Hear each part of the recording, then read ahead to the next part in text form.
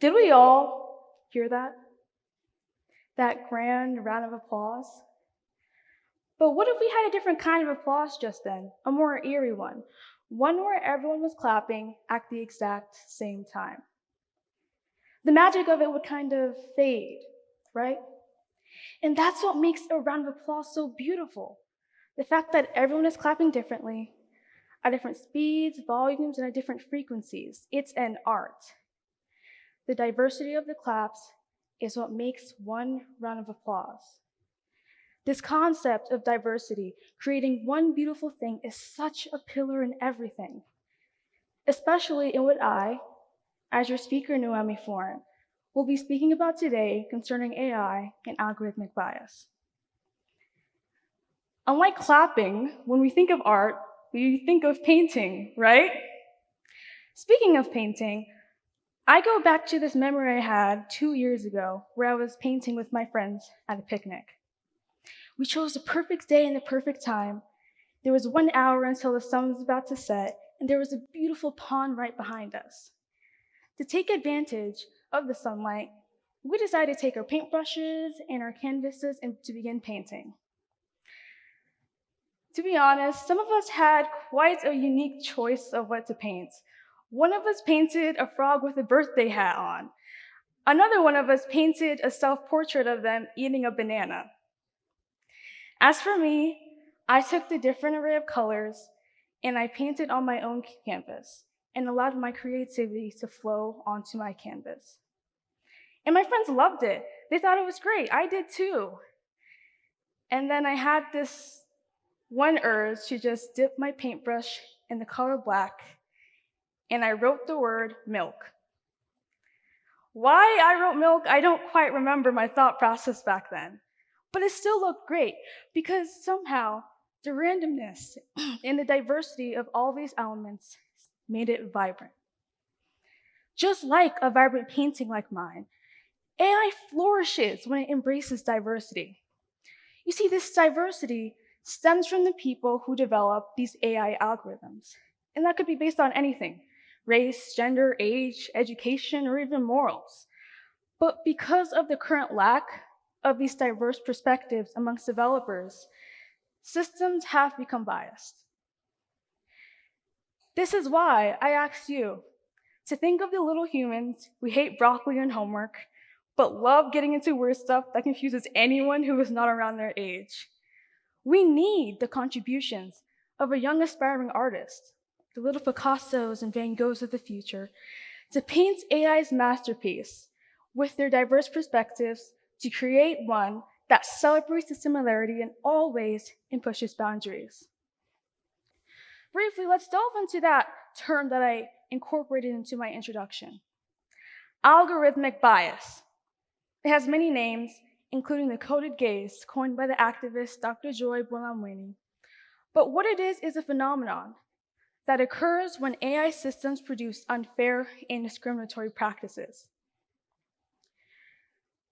Today, we are looking at these AI systems and analyzing how could there be biased, because they just excel at mathematical calculations and computing binary code. And the very answer lies in how they're developed. While they may be based on simple mathematical calculations and statistics, their design and functionality are shaped by the humans behind the code. There are a multitude of ways that bias can manifest during the development process, but one of the key things about these algorithms is this: they learn from massive data sets, which are created by people. People with their beliefs, perceptions, experiences, and yes, biases. Fundamentally, AI systems replicate the prejudices and values of their creators. Similar to an artist's brushstrokes on a canvas, the choices made during development influence the colors of data that emerge. Consequently, if these choices reflect human biases, the AI system will perpetuate them in its decisions. Okay, so now that we understand how algorithmic bias can infiltrate these AI systems, we cannot ignore the real-world consequences of this phenomenon. We're just in too deep. So let's step beyond the code to explore how algorithmic bias can actually be another tool in the toolbox to discriminate against particular groups of people. For instance, consider Compass, a software containing a predictive machine learning model used in law enforcement. It would give defendants risk scores on a scale of 1 to 10, predicting how likely they are to recommit a violent crime. And this score was used to determine whether or not the defendant should be kept in custody while awaiting pretrial. Twice as likely. That is how much more likely Black individuals are to be classified as high risk than their white counterparts by this model. Hence, an individual, a Black individual, for instance, who might have been wrongly accused of a crime, may be kept in custody, while a more dangerous individual will be allowed to roam free in society. This is just one instance of where the public safety is threatened. It is crucial to recognize that this is not just an isolated incident, because algorithmic bias infects every single domain influenced by AI. For instance, consider another one that hits closer to home, the job application process. Not too long ago, Amazon actually created an AI model that would pick the top 5 applicants out of a pool of 100. But it was discovered that the very same algorithm was biased against women. What it did was that it would analyze the applicant's application and looked for keywords like woman or any others that hinted towards the applicant identifying as that gender. And it was the same opposite for men.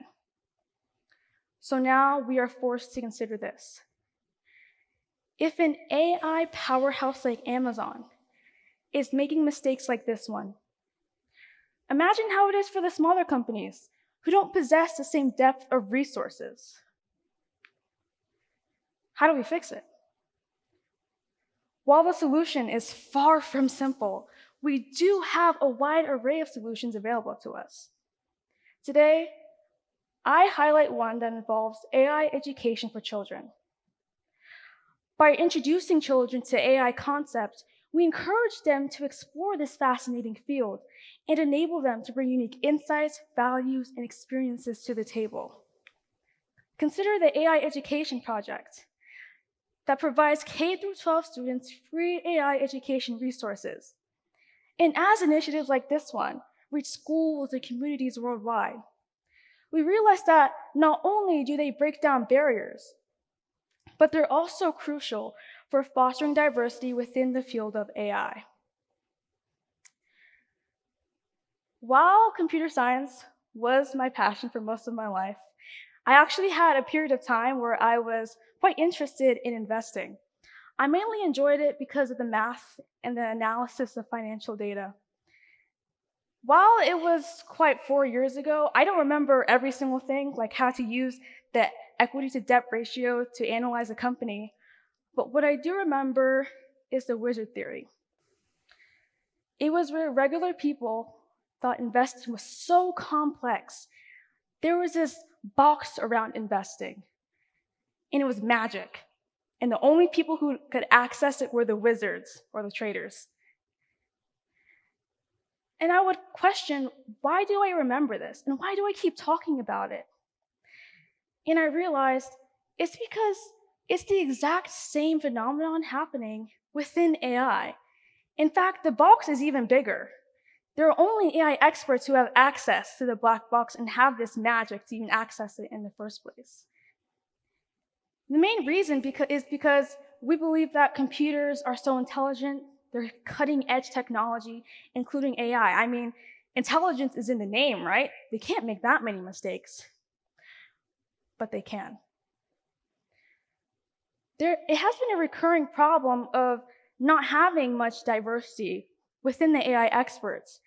And there have been improvements made in it, but we are forgetting one group: kids. The main excuse to not include us is because, it is so technical. It's too technical for you to understand. Well, it is technical. I mean, who wants to listen to fine-tuning hyperparameters for machine learning models? But children can embark on a learning journey that goes beyond just coding and technicalities. They can learn more about the societal impact of AI and how to become responsible AI developers who develop these AI systems that genuinely benefit humanity. This empowerment cultivates a unique kind of environment that challenges biases, that celebrates diverse perspectives, and drives innovations to create these AI systems that truly represent the needs and aspirations of all communities. Imagine a future where AI developers and researchers who hail from various backgrounds all come together, to build these beneficial AI systems. In order for a future like that to occur, we must seize this opportunity to use these initiatives and encourage children to explore this fascinating world of AI. We must seize this opportunity to shape an AI-powered future that celebrates the full spectrum of human experiences. As I finish my talk, I'd like you all to clap one more time for me. I'd also,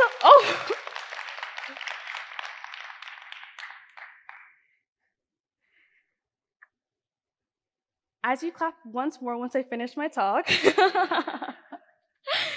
I'd like you all to think about the person next to you. Think about how distinct their clap is, how distinct they are. Then step back and listen to the collective round of applause around you as a unifying moment of diversity. Embracing this very essence is how we create an AI future where the colors of data blend seamlessly on AI's canvas. Thank you.